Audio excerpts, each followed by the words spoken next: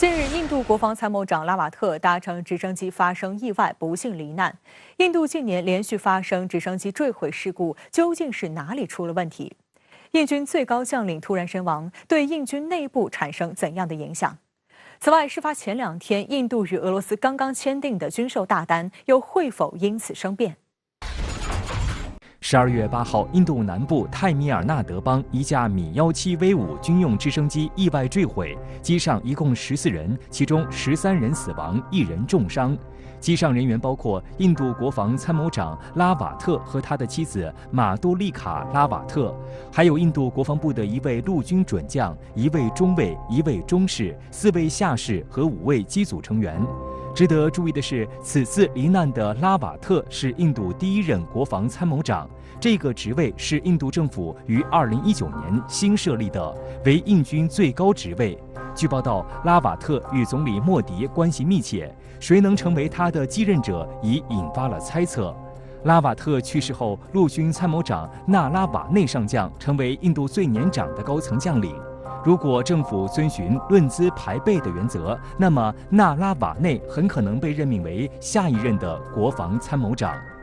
本身这个职位就是穆迪政府要在军队内部推进自己的政策、推进自己的意志所专门设立的。他的任务其实就是要在军队内部去破除过去的派系，来执行政府的一些相关的意见，包括我们说通过像资金或者人事调动的方式来解决军队跟政府之间的一些矛盾。因此呢，我们说这个人本身他就是一个政治意味很大的这么一个角色。失事现场画面显示，坠机地点冒出浓烟，有民众赶到现场拉起水管灭火。这次坠毁的是编号 ZP5164的米17V5直升机。这款直升机是米8 MTV5的出口型，由喀山直升机制造厂生产。该机采用了海豚式机头，用跳板式尾舱门替代了蚌壳式尾舱门，配备了先进的航空电子设备，座舱实现了玻璃化，换装了功率更强的涡轴发动机，显著提升了在高原、高温、高湿地区以及恶劣天气条件下的飞行能力。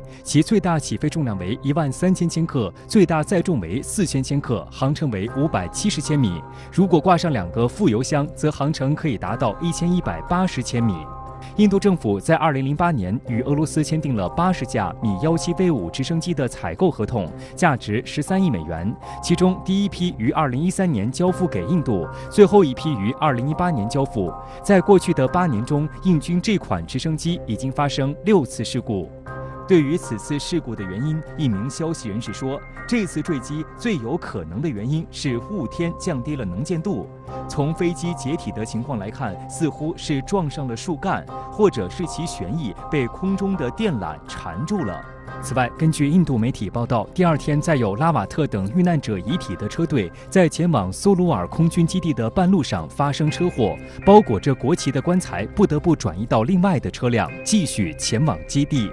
令人唏嘘的是，这起事故之前，拉瓦特曾经历过1次坠机。2015年2月3号，拉瓦特在担任位于迪马普尔的印度陆军第3军军长时，其乘坐的国产猎豹直升机在起飞爬升时出现发动机故障坠毁。事故原因是机型老旧和缺乏必要的检修，但由于升空高度仅为20米，拉瓦特等机上4人仅受轻伤。近年来，印军直升机空难屡屡发生，仅在2021年就已经发生了5起直升机空难。除了12月8号的米17V5坠毁事故外，其他4起分别是：今年1月，印度陆军航空兵第254中队损失1架楼陀罗直升机；8月3号，印度陆军航空兵第254中队1架印度陆军楼陀罗直升机在帕坦科特附近的兰吉特萨加尔水坝湖坠毁，2名飞行员丧生。9月21号，印度陆军航空兵1架印度豹轻型直升机在印控克什米尔地区的一座山上坠毁